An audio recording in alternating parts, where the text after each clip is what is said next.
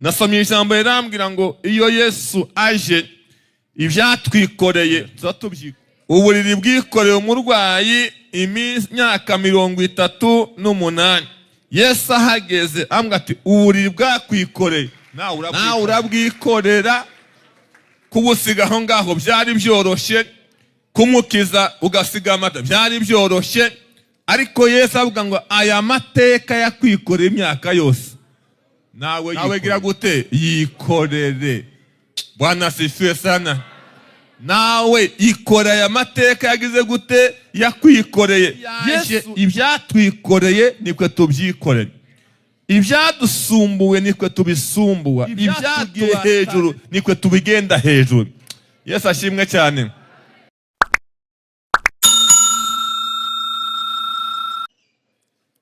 Ubutumwa bwiza bwa Yesu Kristo bwanditswe na Yohana, igice ni icya 5 umurongo wa 11. Haravuze ngo nawe arabasubiza ati wankijije niwe wambwiye ati ikorere uburiri bwawe ugende. Umurongo mugufi cyane ushatse wafata umutwe bitagoye. Nawe arabasubiza ati wankijije niwe wambwiye ati ikorere uburiri bwawe ugende. Amen. Amen. We yaragize imyaka 38. Iyi nkuru mu nkuru zintangaza muri Bibiliya iyi nayo ibamo. Iyo usomye Bibiliya cyangwa se iyo utekereje kuri uyu muntu urasanga yari mu bantu ariko yari yarabuze umuntu. Ushobora kuba mu bantu ariko ukabura umuntu. Bari baramurambiwe, hari situation ugeramo, imiryango ikagusiga, ikaguta, ikagenda, uwo mwashakanye akagenda, abakubyaye bakakujugunya. Ariko turashima Kristo Yesu utazubasha kudusiga abandi badusize. Ibana natwe turwaye, ibana natwe turi bazima, ibana natwe ubuzima bwazamutse, ibana natwe ubuzima bwamanutse, ibana natwe twasakaye, ibana natwe ababyeyi badusize, ibana natwe abana badusize, ibana natwe abantu bose bagiye. Niyo yonyine itazibasha kudusiga. Haleluya. Ni Emmanuel, Imana iri kumwe natwe. Imana nayibonye ikintu kimwe cyane. Hari igihe abantu bakwegera, abantu bakakubanisha, abantu bazagusanga rimwe na rimwe iyo uri mu buzima buryoshye. Ariko hari ibyo nabashe kumenya muri ibyo bihe. Abantu iyo bagusanze cyane bakakwegera cyane, hari igihe utumva ijwi ry'Imana. Ariko iyo abantu bagiye nicyo gihe Imana igusura abandi batakigusura. Kandi nakunze Imana kuko iyo izi gusura nta na depanse igutera. Hari n'abantu bagusura bo gutera depanse, ariko iyo igusuye igusura nta depanse igutera. Reka nsubire kuri uyu murwayi rero. Uyu murwayi yabaye aho ngaho adafite umuntu. Bibiliya iravuga ngo abafite ababo marayika yarazaga bakabarengeza bakabajugunya hehe mu kidenderi. Yagira ngo yeguke umuntu w'imyaka myinshi, mwagasanga abandi bagize gute bamutanze. Abandi bamutanze. Bamara kumutangamo ubwo amahirwe y'uwo munsi takigize gute takibonetse, aratura aho ngaho. Ariko Yesu mwenye huruma. Haleluya. Yesu imbabazi. Yesu uzumenya imibabaro yacu. Yesu uzumenya sitasiyo turimo. Yesu uzumenya ibihe turimo abandi batabizi. Bibiliya iravuga ngo agera i Yerusalemu. Yaraje mu minsi mikuru nk'abandi bose, ariko bituma aja hahandi Betesida, kandi twavuze ngo hari abarwayi benshi. Ahageze aramenya icyo kibazo umuntu afite. Mana ishimwe kwiza imibabaro yawe. Imibabaro yacu yose arayizi, kandi icyiza ntayimenyera gusa ubusa, azayimenya akagira n'icyo ayikora. Mana ishimwe cyane. Azayimenya akagira n'icyo agira gute ayikora. Hari ababimenya, hari abamenya ibibazo byawe ntacyo babikoraho ntibanabyiteho, ariko we azabimenya akagira icyo agira gute ayikoraho. Bibiliya iravuga ngo ahageze, Yesu ahageze, hari ikibazo amubaza. Yaramubajije ngo urashaka gukira? Ahangaha harimo ikibazo cyane abantu benshi bataza bamenya neza. Ese Yesu ntiyarazi ko uriya muntu akeneye gukira? Kuki amubaza ngo urashaka gukira? Yesu azashaka ngo twivugire ibyacu twenyine. Arabizi, ariko ashaka ngo tubyivugire.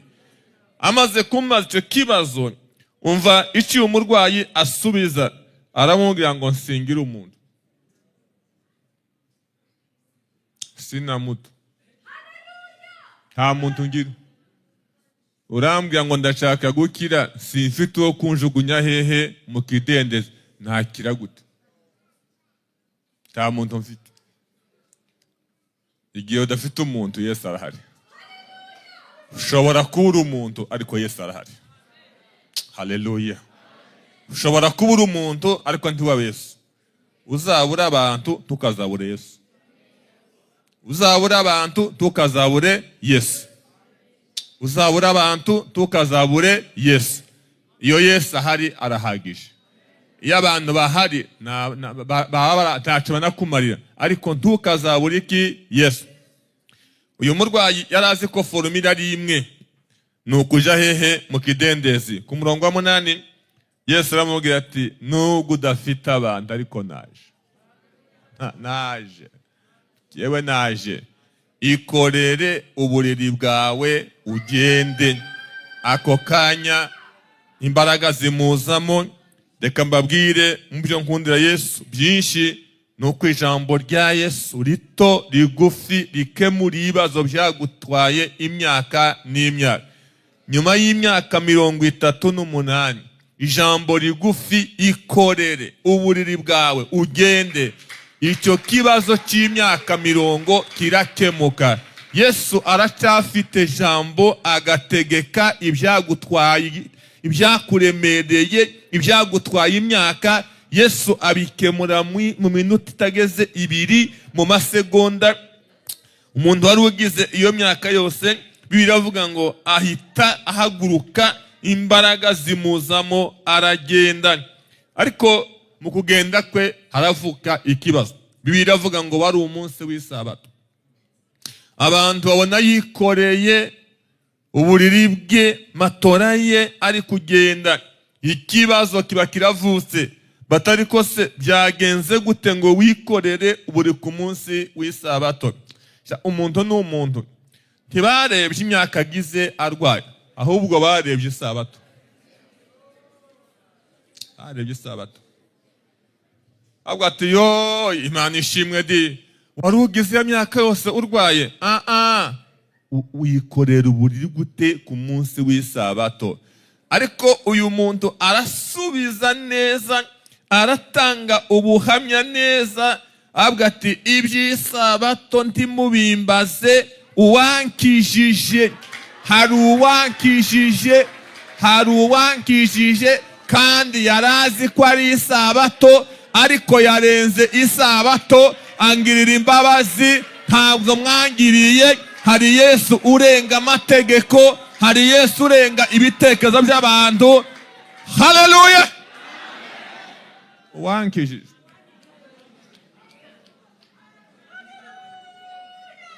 Ibyo kwirirwa mumbaza ngo isabato nube, uwankijije niwe wambwiye ngo nikorere uburiri bwanjye ngende. Uwankijije. Hariho uwabikoze. Hariho uwabikoze. Uwo niwe tugomba guhamya. Tuje duhamya uwabikoze. Hari uwabikoze imiryango yananiwe. Hari uwabikoze abandi bananiwe. Hari uwabikoze amafaranga yananiwe. Hari uwabikoze imiryango yaeshuwe. Hari uwabikoze. nahabwe icyubahiro wabikoze. Yarabikoze. Hari icyo yakoze. Hari icyo yakoze. Aho yagikoreye. Haleluya. Hari uwabikoze. Hari uwabikoze. Yesu yamusanze aryamye aho ngaho n'intege nke z'imyaka myinshi. Murwayi w'imyaka 8 yari afite intege nyinshi cyane, kandi yari ategereje ubufasha igihe kirekire. Hari igihe dutegereza ubufasha igihe kirekire, ariko hari zaburi nziza cyane nkunda. Dawidi yarabuze ngo ndubure amaso yanjye ku misozi, gutabarwa kwanje kuzava hehe? Hari aho ubutabazi buza buturuka ku Uwiteka waremye isi n'ijuru. Ikindi kandi uyu murwayi yari afite historia ndende, amateka maremare yo guferinga, nta buzima. Yari aryamye aho ngaho adafite icyerekezo, ariko Yesu arahagera avuga ijambo rimwe gusa rigufi cyane: ikorere. Ikorere, uburiri bwawe ugire gute? Ugende. Ariko turashima cyane uyu murwayi, ntabwo avuga izina ryiwe. Amaze gukira ntavuga kuko ari we wikijije, ntavuga ko amazi yamukijije, ntavuga ko yahuye n'umugisha. Aravuga ngo uwankijije. Inde uwankijije, kandi uwamukijije ninde? Nta wundi, ni Yesu. Kandi inkuru nziza, Yesu aracakiza. Yesu aracagira gute? Ndareba ko nabigeraho, simbizi ko umwanya uza kuntemerera. Ariko Yesu aravuga ijambo ryiza, aravuga ngo ikorere uburiri bwawe ugende. Byasobanura iki? Uburiri bwasobanuraga iki? Uburiri bwambabaje di. Nasomye ijambo yarambwira ngo ubu buriri cyari ikimenyetso cy'amateka yakunanirwa ya kera. Hari amateka akunaniza, ugatura muri ayo mateka, ukaryama ku mateka, ugatinda ku mateka, uyaryamyeho nta kurekure. Hari igihe amateka agufata nta kurekure. Mugerageze kumva neza. Hari igihe amateka agira gute? Agufata nta kurekure. Ubu buriri n'uyu murwayi bari barabanye, uburiri bwari bwaranze kumurekura. Hari amateka yanze kuturekura, ariko avec Jésus, hamwe na Yesu, ayo mateka yaturekura. Imana ishimwe cyane. Ese muranumva neza? Hari amateka gufata akagira ngo mwakoze mariage, kandi atari amateka meza. Hari amateka gufata akagira ngo mwakoze iki? Mariage, kandi atari amateka meza. Ariko ayo mateka, haleluya, Bwana asifiwe. Reka naze mbivuge gatoya. Icya kabiri bwari ubuhamya bw'ubuzima bunaniwe, bufuye, budashoboka. Icya gatatu, ubucyo bwasobanuraga ko amateka yawe cyangwa se amateka y'uyu muntu ntiyari kumurekura ku mbaraga ze zonyine. Ariko Yesu avuga ngo ikorere uburiri bwawe ugende. Nasomye ijambo rirambwira ngo iyo Yesu aje, ibyatwikoreye tuza tubyikorera. Uburiri bwikoreye umurwayi imyaka 38. Yesu ahageze ambwa ati uburiri bwakwikoreye, nawe urabwikorera. Nawe urabwikorera. Kubusiga aho ngaho byari byoroshye, kumukiza ugasiga amata byari byoroshye, ariko Yesu avuga ngo aya mateka yakwikoreye imyaka yose, nawe yikorere. Nawe gira gute? Yikorere. Bwana asifiwe sana. Nawe ikora aya mateka yagize gute? Yakwikoreye. Yesu iyaje, ibyatwikoreye nikwe tubyikoreye. Ibyadusumbuwe nikwe tubisumbuwa. Ibyatubataje, ibyatugiye hejuru nikwe tubigenda hejuru. Yesu ashimwe cyane. Ikorere uburiri bwawe ugire gute? Ugende. Hari amagambo nakuyemo atangaje cyane. Iyo Yesu aje, iyo Yesu akoze igitangaza, hazakurikira iki? Hazakurikira kuvuga, tukamuhamya, tukamuvuga, tukikore byatwikoreye ko Yesu yaragize gute? Yari amaze kuza. Hanyuma uyu muntu aravuga ibyo Yesu yagize gute? Ibyo Yesu yamukore. Ntabwo aceceka, arabivuga. Reka mabwire ngo muje muvuga ibyo Yesu yagize gute? Ibyo Yesu yabakore. Hari amabanga menshi ngira ngo ni intege nke zimaze kuza mu bantu, aho Yesu akora kandi agakora ibikomeye, tukananirwa kumuvuga ngo tumubwire abandi. Juvuga ibyo Yesu yagize gute? Yagukoreye. Erega iyi teme yanyu irashaka kutubwira, irashaka kutwigisha kuvuga ibyo Yesu yagize gute? Yadukore. Kandi nakunze Bibiliya cyane kuko hari abatabasha guceceka. Ushobora guceceka ntubivuge, ariko hari abandi batoceceka. Hari abandi batoceceka ibyo Yesu yagize gute? Ibyo Yesu yakoze. Hari n'igihe akora ibintu abantu ntibashake ko umuvuga, ariko juvuga ko ari Yesu wagize gute? Wabikoze. Reka mubwire byibuze nk'ibintu nk'abingahe cyangwa se abantu nk'abangahe. Muri ubutumwa bwiza bwa Yohana, nawe nza gutinda cyane, ni ubutumwa nkunda cyane. Yohana mu gice cya 9, Yesu aragenda n'abigishwa. Ni inkuru mwese muzi. Ariko ngo ageze ahantu ngo arahura n'umuntu, arasanga umuntu wavutse ari iki? Ari impumyi. Ariko abantu barantangaza cyane. Bamaze kubona umuntu wavutse ari impumyi, Bibiliya iravuga ngo abigishwa bamaze ngo ese uyu ni icyaha yakoze cyangwa ni icyaha cy'ababyeyi? N'ababyeyi bakoze icyaha. Hari abantu batekereza kuko ibibazo umuntu afite biterwa n'ibyaha. Ese muzamubibona neza? Bagatekereza ko ibibazo umuntu afite biterwa n'iki? N'ibyaha.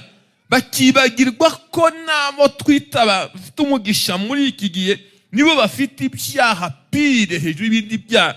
Ntabwo Imana iduhana muri ubwo buryo. Yesu nk'Imana arasubiza neza, aravuga ngo uyu nta cyaha yakoze, n'ababyeyi nta cyaha bakoze, ariko ubi byabaye gutya kugira ngo imirimo y'Imana yerekanirwe muri hari ibihe twisangamo ari ugushaka kw'Imana kwa ngo imbaraga z'Imana ziyerekane muri ibyo bihe. Yesu amaze kuvuga ayo magambo avuga ngo okay, kwiriye gukora umurimo wandu, mbonye ikiraka, ntabwo namutambuka, ngomba gukora umurimo wandu hakiri ku manywa bugiye kwira. Warangije Yesu akoresha ibikoresho byoroheje cyane, ibikoresho byoroheje bidafatika n'ibyo Yesu azakoresha, ariko kuko ari Yesu bikoresheje biba bitsindagiyemo imbaraga zikomeye. Ngo atoba kondo, ariko ni Yesu wari ugatobye. Ni Yesu wari ugize gute? Nawe uzagenda ubitobe. Ushobora guhera mu gitondo uri kubitoba ntibige icyo bitanga, ariko Yesu yatobye ngo nta nubwo ari yatobye akondo ngo agasiga ku maso y'uyu muntu. Arangije amwa ngo genda uje kwiyuhagira mu kidendeze cya Silowamu. Bibiliya iravuga ngo aragenda, ahageze ariyuhagira, yiyuhagiye mu maso arahumuka, arareba. Amaze kureba hari inkuru itangaje. Yesu ni mwiza cyane. Bibiliya iravuga ngo agarutse abaturanyi, abari bamuzi, abari baturanye nawe, ngo birabagora kubimenya. Bamwe baravuga ngo niwe, abandi siwe, abandi asa nawe. Igihe cyose iyo duhuye na Yesu abantu batugira impaka zikomeye. Iyo twahuye na Yesu turayoberana, ntabwo abantu batumenya neza. Bamwe atariko turabona ari, abandi atariko ntabwo yarebaga, abandi atariko nubwo arasa nawe. Aravuga ati nimureke impaka ni jyewe, nimureke impaka ni jyewe. None se byagenze bite? Bati hari umuntu watobye akondo. Yesu ashimwe cyane. Hari umuntu wagize gute? Watobye akondo. Arangije antuma kuri Silowamu, ndoga maze kwiyuhagira, ndahumuka, ndareba. Izo nkuru kandi Yesu yari gitangaza. Nawe ngo bikora ku munsi w'isabato. iyo Yesu yashaka gukora udutendo yadukoraga ku isabato. Isabato niho Yesu yakoraga ibitangaza bikomeye, ngo nawe ari umunsi w'isabato. Inkuru ziba ziragiye rero, amazi abanyamasabato ari abantu bareba gusa isabato, amategeko n'ibyo ngibyo, aho kureba igikorwa cyakoze birebera ibyo ngibyo. Bati nikoye uwo muntu waguhumuye ku munsi w'isabato ninde, ameze gute? Arabwira ati ibyo ntimubimbaze. Uwo muntu yitwa Yesu, yatobye akondo akansiga mu maso, ndangije ndahumuka. Ni muntu ki uramuvuga iki? Ariko kuki muhe mubaza ibyo ngibyo? Icyo nzi nari impumyi, none ndagira gute? Iyo Yesu twahuye nta mateka yake. Bwana asifiwe sana. Nta mateka yake. Icyo nzi nari impumyi, ariko uyu munsi sinkiri impumyi. Iyo twahuye na Yesu ahindura identite yacu. Iyo duhuye na Yesu ahindura amateka yacu. Yesu asubiza neza, aravuga ngo data aracyakora, nanjye ndacyakora. Bwana asifiwe.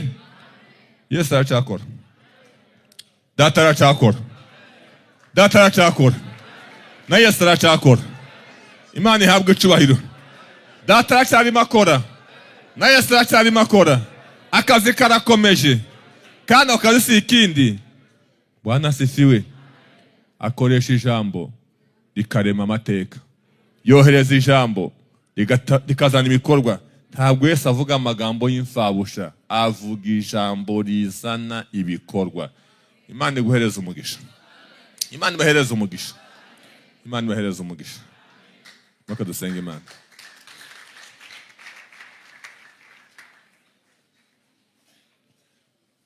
Waba hari ukeneye kwakira Yesu, reka kuya gutambuka uyu mwanya. Niwe wa wundi uzukora ibyo abantu bananiwe. Niwe wa wundi uzusanga tunaniwe, uzusanga amateka yacu ari mabi. Niwe uzudusanga abandi baradutaye. Abantu n'abahatari. Hari n'igihe bakwihakana, n'uwakubyaka kwihakana, ariko Yesu ntabwo yatwihakana. Ubuzima bwose twaba turimo Yesu aratwemera. Yesu adusura. Yesu adufitiye imbabazi. Waba hari umwakire uyu mugoroba, kiganza cyawe hejuru. Niba ntacyo reka nsenge. Reka dusengere abantu bafite ibyo Yesu yabakoreye, ariko bagize ubwiru. Zubibwira abantu. Burya iyo uhaye uvuga ibyo Yesu yagukoreye, uba uri kwamamaza imbaraga za Yesu. Uri kwamamaza iki? Imbaraga za Yesu. Mana Data, turagushimiye cyane. Tugushimiye ku bwa Yesu baduhaye. Tugushimiye ko Yesu yemeye kuza mu isi. Tugushimiye ko Yesu bana natwe. Tugushimiye ko uzimya abaro yacu. Tugushimiye kutegeka. Tugushimiye ko ijambo ryawe rirema. Ijambo ryafite imbaraga zo guhindura amateka. Ibyadufasha imyaka myinshi, ibyadufasha igihe kirekire, ubikemura mu mwanya mutoya. Kuko uri Imana, kandi Imana ishobora byose. Ndabizi ko ubutware bwawe buhari. Niko umuhanuzi Yesaya yavuze ngo ubutware buzakubitugubye. Wazanye ubutware, ufite ubutware, utegeka byose bikemera, uhamagara byose bigakunda, nta kiza kikunanira. Ibyatunaniye urabishoboye. Wadukoreye byinshi nk'abana bawe muri iyi si. Turi abagabo bo kubivuga, turi abagabo bo kubihamya, turi abagabo bo guhamya Yesu ibyo yakoze. Kuba turiho ni wowe wabikoze, kuba tugenda ni wewe. Ndasengera abantu bananiwe guhamya imbaraga z'Imana, ubaheze ubwo butware, ubaheze ubwo bushobozi. Tuvuga imbaraga za Yesu, twamamaza imbaraga zawe, duhamya imbaraga, kuko ibyatunaniye wowe uzubishobora. Uhabwe icyubahiro Mwami Yesu, uhabwe icyubahiro Data. Tanga imbaraga kuri buri muntu w'imbaraga zawe. Turagushimiye ko twumva kandi kudufashije. Tubisanze mu izina rya Yesu. Amen.